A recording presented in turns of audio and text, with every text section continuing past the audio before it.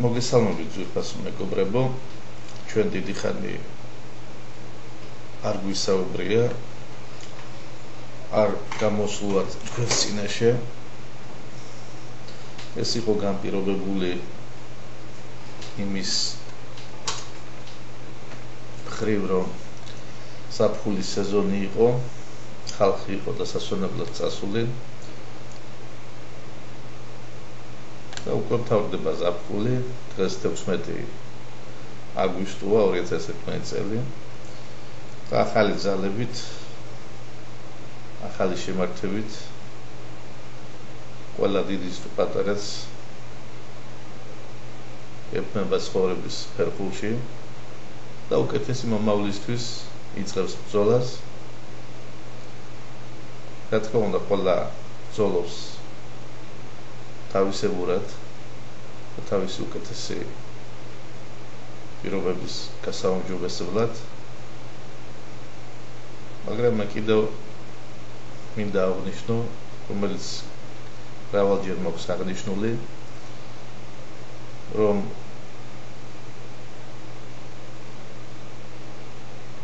უკეთესი პირობები მიიღწევა აუცილებლად გუნდურ თამაში და როდესაც ადამიანები სწავლობენ და ცდილობენ და მოქმედებენ იმისკენ,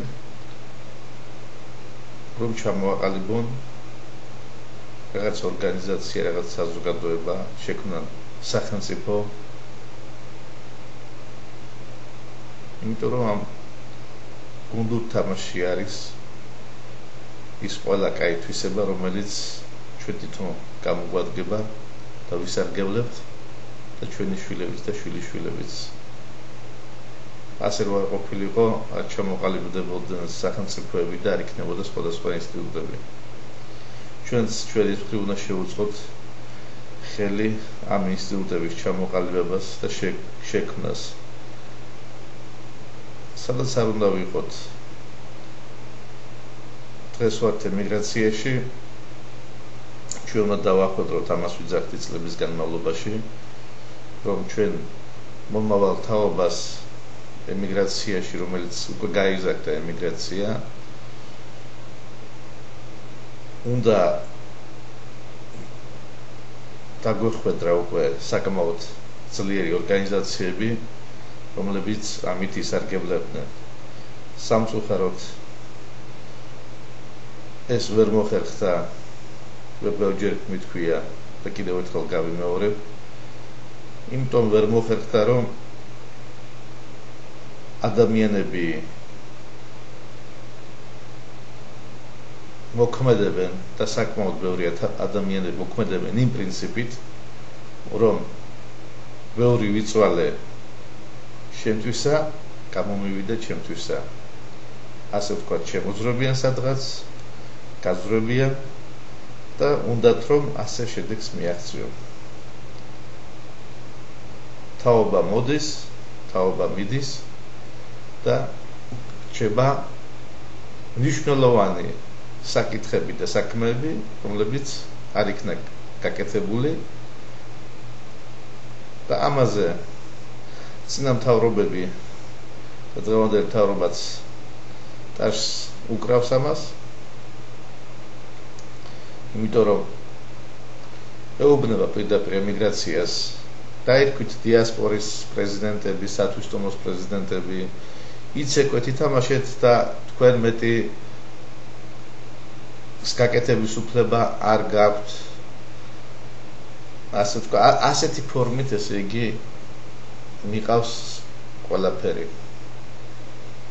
ჩვენს მთავრობებს. და როდესაც საზოგადოება ხედავს, რომ თუ როგორ მოქმედებენ ადამიანები, ეკარგებათ ნდობა ერთმანეთის მიმართ. და როდესაც ეკარგებათ ნდობა, ასე იგი ეკარგებათ ერთმანეთის მიმართ სიყვარული. იმარჯვებს ეგოიზმი. ეგოიზმი როდესაც იმარჯვებს, უკვე საქმე ვერ გაკეთდება, საერთო საქმე ვერ გაკეთდება. როდესაც აკეთებ საერთო საქმეს, მე მაგალითად ვიძახი ვეუბნები ყველას, რომ აი მე ვაკეთებ ამ საქმეს. სპორტულ კულტურულ საზოგადოებას ვაკეთებ და რაღაც მინდა სპორტი შევქმნა ბავშვებში, ქართულ ბავშვებში ხელი შეუწყო, მინდა ხელოვნებას შეუწყო ხელი, რაც შემიძლია ჩემი ძალებით. და როდესაც ირქმევ სათვისტომოს და დიასპორას, ამას უნდა გააჩნდეს. ამაზე უკვე დავიღალი კიდევაც ეს მქონდა ლაპარაკი ახსნა განმარტებები ელჩთანაც, კონსულთანაც, სხვადასხვა ჩინოვნიკებთანაც, თუ რა არის სათვისტომო, რა დიასპორა და რაღაცა. კიდევ ვიძახი, რომ ეს გინდა თუ არ გინდა, ეს არის არაოფიციალური პოლიტიკური გაერთიანება. გინდა თუ არ გინდა. და თუ ამისთვის არ ხარ მზად, მაშინ არ უნდა შეტოპო იმ მდინარეში. თუ იცი რომ ვერ გადაცურავ, ხო? მაშინ არ უნდა შეტოპო. იმიტომაა ეს არაოფიციალური პოლიტიკური გაერთიანება, ეს ორგანიზაციები, რომ ამ ორგანიზაციამ უნდა გამოხატოს თავისი იდეოლოგია, უნდა გააჩნდეს თავისი იდეოლოგია, უნდა წარმოადგინოს თავისი იდეოლოგია, თუ რას ემსახურებიან, ვის ემსახურებიან, ვისთვის ბრძოლობენ, რა უნდათ. და ამის შემდეგ უკვე მოახდინონ ზეწოლები, დაწოლები, სხვადასხვა ფორმებით იმოქმედონ სხვადასხვა სახელმწიფოებზე. იქ აქციები მოაწყონ რუსეთის საკონსულოსთან, ამერიკის და რა ვიცი, სხვადასხვა ასეთი შეიძლება ბევრი რაღაც გაკეთდეს. როდესაც არ აქვს არაფერი და ცარელა ვერაფერს ვერ გააკეთებს. მე ამაზე დავიღალე საუბარით უკვე 10 წელი ამას ვიძახი, ვესაუბრები ადამიანებს, ველაპარაკები, მაგრამ არ უნდათ ყველა არის დაკავებული თავისი პიარით და პიარზე ააგოს ვითომ რაღაცა, არ კეთდება ეს, ვერ გაკეთდება, კიდევ დაიკარგება დრო, კიდევ წავა, რომელიც უნდა გაკეთებულიყო აქამდე. მე ბევრი ადამიანები მიკავშირდებიან, მესაუბრებიან Facebook-ით, მესაუბრებიან ადნაკლასნიკებში, მესაუბრებიან ჩემ ბლოგში შემოდიან, აქ ნახულობა რაღაცებს. თავიანთი აზრები გამოაქვთ. ერთმა გოგომ მეტყველებაც დამიწუნა. ასე იგი საფრანგეთის ქართველი გოგო, რომელიც საფრანგეთში არის, 1 თუ 2 წელია საფრანგეთშია. რომელიც ახლა კიდევ შეიძლება მოისმინოს და კიდე დამიწუნოს მეტყველობა, რომ ქართულად ვერ მეტყველებ კარგათო. ამე კი უთხარი ამ გოგოს მივწერე, რომ ჩემო კარგო, მე თითქმის 95 წლიდან, როდესაც ვიყავი 16 წელს, ვიყავი საბჭოთა კავშირის ახალგაზრდ ნაკრებში, საქართველოს ნაკრებში და გამოვდიოდი შეჯიბრებებზე, ზბორებზე და დავდიოდი ყველგან მთელი საბჭოთა კავშირის მასშტაბით და 92 წელში უკვე ჩამოვედი საბერძნეთში. 22 წელს ვიყავი და ჩამოვედი საბერძნეთში და მაგის შემდეგ უკვე საბერძნეთში ვარ. და რა თქმა უნდა, შემიძლია მოვიხადო ბოდიში ის მეტყველება არ მაქვს, რომელიც უნდა მქონდეს ლიტერატურულად. მე არ მაქვს ავდებ თავს, რომ მე ლიტერატორი ვარ. თან მით უმეტეს უკვე ამდენი ხანი გამოსული ხარ შენი სამშობლოდან, შენი ქვეყნიდან.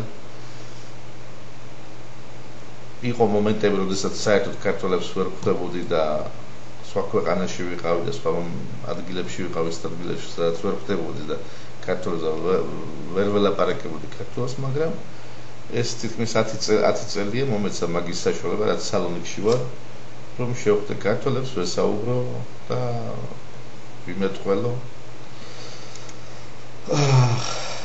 მე მინდა დიდი ბოდიში მოვხადო ამ გოგონას და იმედია გამოასწორება ჩემ მეტყველებას, ქართულ მეტყველებას და კარგად ვიმეტყველებ. რა თქმა უნდა არის კიდე რა დამამახსოვრდა ესე იგი არ შეიძლება არ აღნიშნო ერთი ქალბატონის რომელიც მუშაობს ქართველი ქალბატონი რომელიც აღმოჩნდა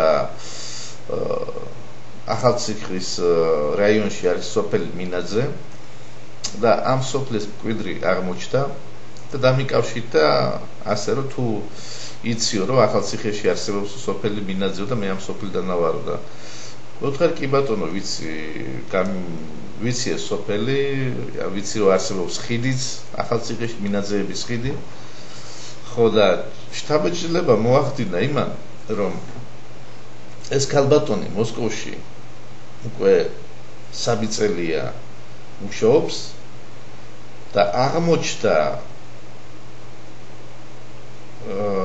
ესე იგი სადაც მუშაობს ოჯახში მაგისი გადავარკვარვით ქართულად უფროსი აღმოჩნდა თბილისელი ქურთი რომელიც არის მილიონერი ძალიან დიდი ფულის გვარდა სახელს არ დავასახლებ პატრონია და აქ მუშაობს უხდის ძალიან კარგ ხელფას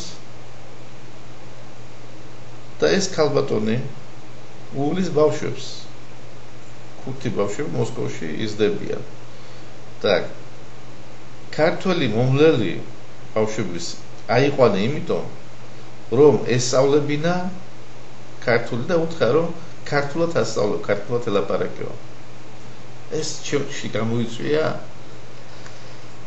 ძალიან დიდი შთაბეჭდილება როგორ გითხრათ აი წარმოუდგენელი რა ვიცი რაღაცნაირად აღფრთოვანდი უბრალოდ რომ მე ვთქვი ნუ ოჩახ მეთქი რა უთხრა ახლა ამ ადამიანს თბილისელი ქურთი რომელმაც იშოვა მოსკოვში ფული და გახდა დიდი ფულის პატრონი მილიონერი ჩაყავს საქართველოდან ქართველი ქალი რომ ბავშვებს ასწავლოს ქართული და აღზარდოს ქართულად ხო ეს მინდოდა მეთქვა